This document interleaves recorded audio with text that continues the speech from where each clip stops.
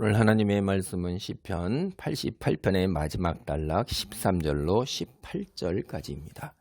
시편 88편이 이게 시편 전체에서 독특하게 절망에서 절망으로 끝나는 거예요. 이게 참 그래서 여기에 찬송시이고 또 마스길이고 노래다 이런 세 가지 표제가 다 붙어 있으니까 하나님을 찬송하기도 하면서 하나님이 우리에게 주시는 또 마스길 또 교훈이기도 하고 또 이걸 노래로 또 불렀단 말이에요. 성가로. 그래갖고 이게 마할 날르 안노 침묵의 고통 뭐 이런 것 역경의 고통 우울한 심정 뭐 이런 이런 것들. 그래서 우리가 이제 굉장히 그 특별히 건강상의 이유로 이제 고난을 받을 때 하나님께 부를 만한 또는 부르짖을 만한 기도의 한 모범으로 되는 건데 이 사람은 참 여기 생각해 보면 참으로 우리 머리로 이해하기 힘들 정도의 이제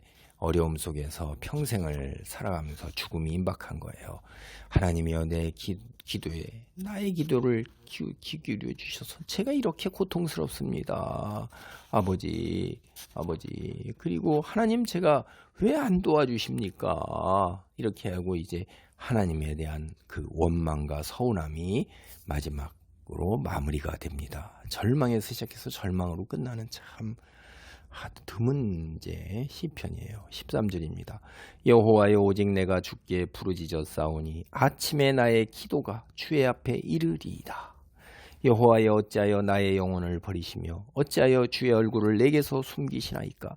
내가 어릴 적부터 고난을 당하여 죽게 되었사오며 주께서 두렵게 하실 때에 당황하였나이다. 이제 앞에서 이 보면은 제가 말씀드렸잖아요. 하나님께 질문했다고 그랬잖아요. 이게 답이 뻔한 질문이란 말이에요.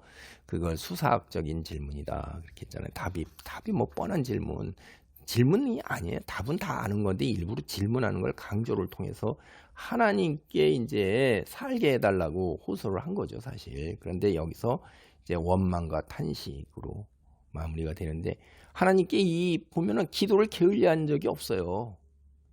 날마다 주님께 부르짖었고 아침에도 기도해서 아침에 주님 앞에 기도한 겁니다. 밤새 주님만 살아보며 열심히 기도하고 그러니까 하나님께 기도가 상달될 것이라고 이제 생각을 해요.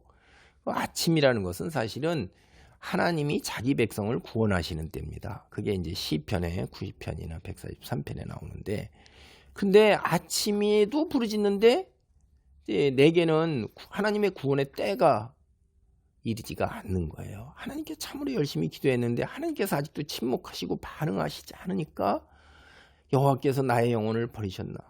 주님께서 내게 얼굴을 숨기셨나? 이렇게 탄식하는 거예요, 이게. 응?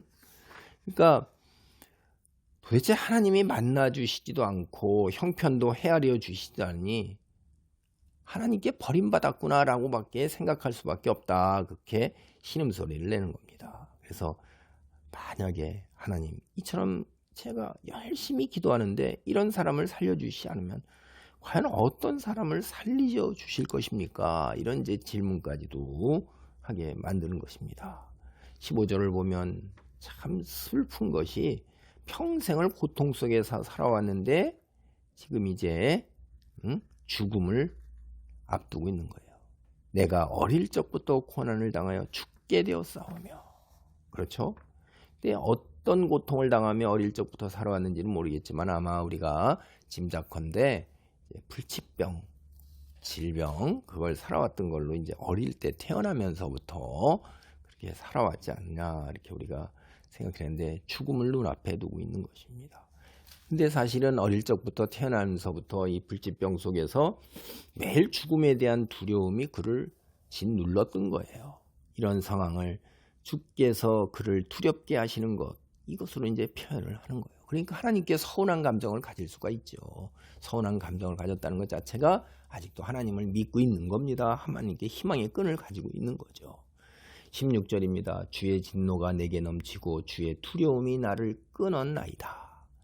자신이 평생 동안 고통에서 자유롭지 못한 삶을 살아온 것은 하나님께서 자신에게 진노하셨기 때문이라고 생각할 수밖에 없어요.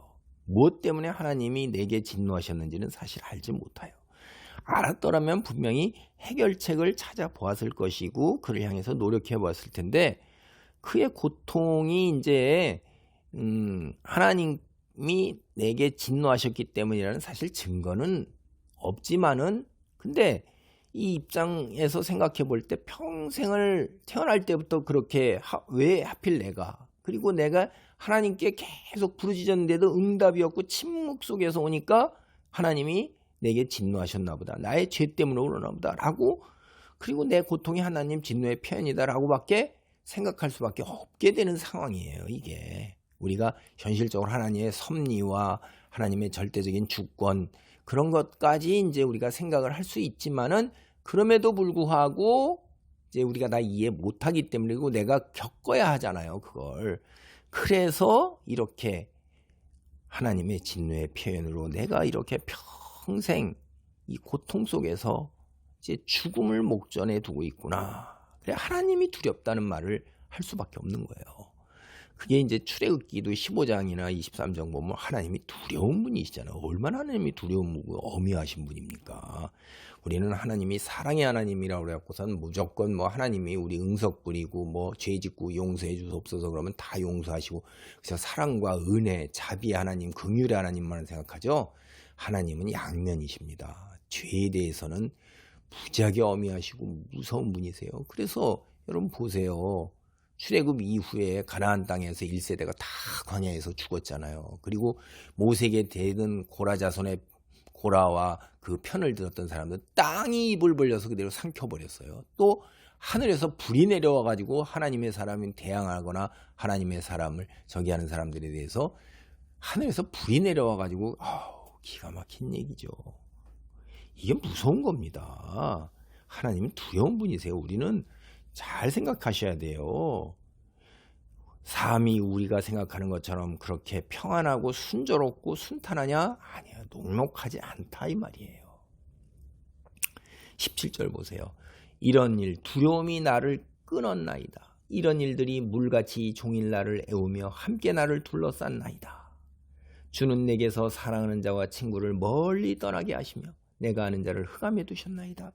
물에 빠진 사람은 물이 다 에워싸 있잖아요. 그러니까 이 고통과 두려움이 물에 빠진 사람이 자기의 온통 물이 에워싸는 것처럼 하루 종일 나를 에워싸고 있는 거예요. 고통과 두려움에 완전히 포위된 상황이에요. 아무리 벗어나려 해도 벗어날 수 없는 절망감이 이런 표현을 가져오고 있는 것입니다. 우리는 영적인 고통도 있고 심리적인 고통도 있고 육체적인 고통도 있어요. 근데 그 어느 하나도 우리가 감당하기 쉽지 않은 고통입니다. 영적 우울감, 영적인 무력감 이것도 참 무서운 거예요. 이게 쉽지가 않죠. 심리적 좌절과 심리적 불안과 두려움도 굉장히 힘든 겁니다. 우리가 그래서 그로 인해서 이제 우리가 소위 이제 이 정신적 질환에 빠질 수 있게 되고 그리고 육체적인 고통 이거 우리 이 육체라는 그 그릇 안에 우리가 담겨 있잖아요. 육체적 고통 이거 손가락 하나만 부러져도 아니 그 조그만 감기 같은 거 뭐 눈에 안질만 나도 힘들고 그거보다 더 뼈가 부러졌다든가 뭐 이런 거. 아이고 이거 뭐 우리 안에 있는 뭐 어떤 위나 심장이나 간이나 신장 뭐 어느 하나도 고통이 오면 그거 참기 어려운 겁니다. 그러니까 이 육체적 고통도 어마어마하게 사람을 힘들게 하는 거예요. 우리 감당하기 어려워요. 24시간 그칠 줄 모르는 육체적 고통 이게 무지하게 힘든 거잖아요. 물같이 종일 나를 에워쌌다 이 말이에요. 진통제도 제대로 있지 않은데 육체적 고통 속에서 참 이 기가 막힌 어려움 속에서 지금 하나님께 붙들고 기도하고 있는 것입니다. 육체적 고통뿐만 아니라 심각한 영적 심리적 고통, 큰 거 친구들과 사랑하는 이들이 죽은 자로 여기고 저주받은 자로 그래갖고선 아주 흉측한 것, 가증스러운 것 보는 듯이 보고 죽은 자로 여기고 무덤 속에 있는 자로 여기는 거예요. 다 떠나버린 거예요. 사랑하는 가족들도 다 떠나버린 거예요. 이제 우리가 생각해 보면 평생 잘못된 그 고통, 크게 이제 그들을 두려워 부담스럽게 하는 거죠. 처음에는 따뜻하게 위로하고 대할 수도 있었을 거예요. 근데 개선이 되지 않는 것이 한 해, 두 해, 10년 효자 없다고 그러잖아요. 그러니까 지쳐서 떨어져 나가는 거고. 두 번째, 이제 우리가 보통 성경에서 흔히 이제 이렇게 생각하기 쉬운데, 구약에도 보면 이렇게 이건 다 죄로 인한 거라는 생각을 해요. 죄로 인한 거. 우리가 신약 시대에도 이렇게 하나님, 예수님이 오셨을 때, 주여, 저 맹인된 자가 자신의 죄로 인한 것입니까? 죄 지어서 그런 겁니까? 예수님이 뭐라고 그러세요? 이게 뭐냐면요, 죄 지은 사람들은 나병에도 걸렸고, 성경에 보면 그러잖아요. 불치병 걸리고 태어날 때부터 불구가 되고 저주받고 죄 받은 거란 말이에요. 그렇게 생각하는 경향이 상당히 있었고 그런 것도 있어요. 사실은 그랬기 때문에 그렇게 묻는 거예요. 그런데 예수님께서 그 맹인에서 하나님의 영광을 드러내기 위해서, 하나님의 영광을 드러내기 위해서 하나님 섭리 속에서 예수님이 오시는 시간까지 맹인으로 사는 거예요.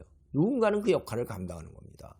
여기도 이제 그렇게 생각해서 자식의 문제가 하나님과 풀어야 할 문제다라고 제가 죄 짓기 때문에, 그러니까 친구나 가족들이 하도 오래 가니까 이제 또 그렇게 해서 괴리감, 이거 얼마나 심리적으로도 영적으로도 힘듭니까? 굉장히 있는 거예요.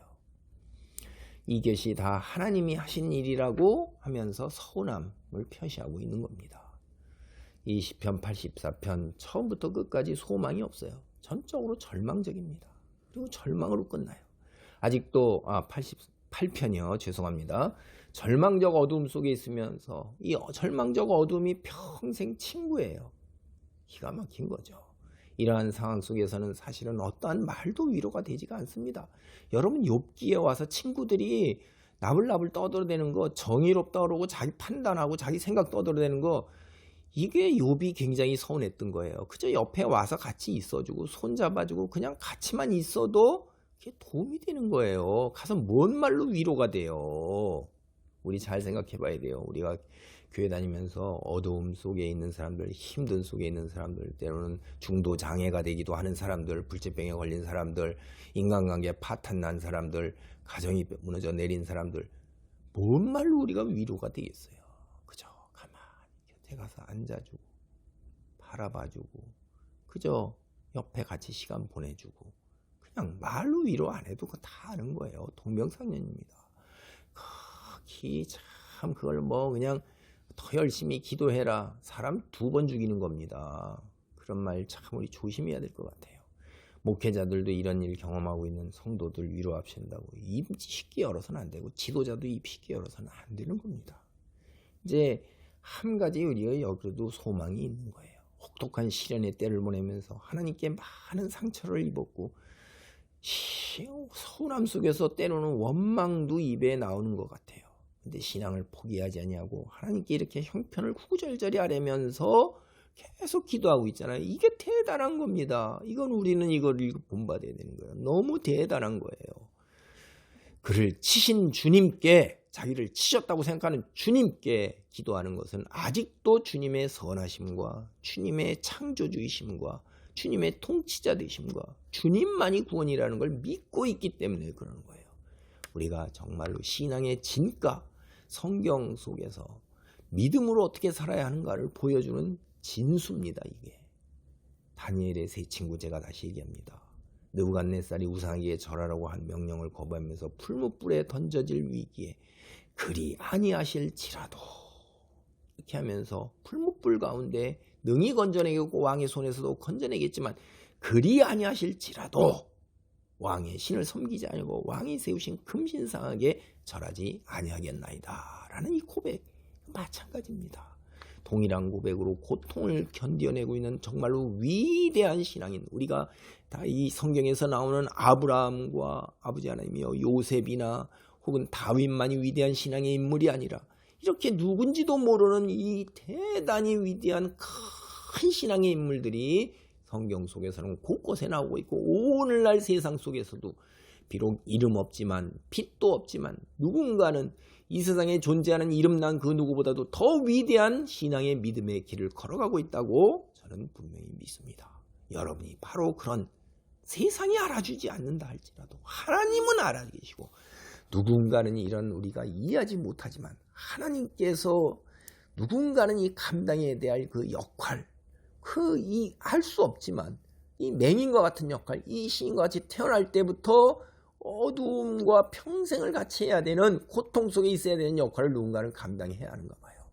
중도장애인에 대한 그 이지선이라는 그런 분들도 신앙으로 이겨내 나가고 화상을 이겨내 나가고 그렇게 누군가는 정말 꽃길을 걷기도 하지만은 누군가는 십자가 순환의 길을 걸어야 되는 거 주께서 하시는 일이죠.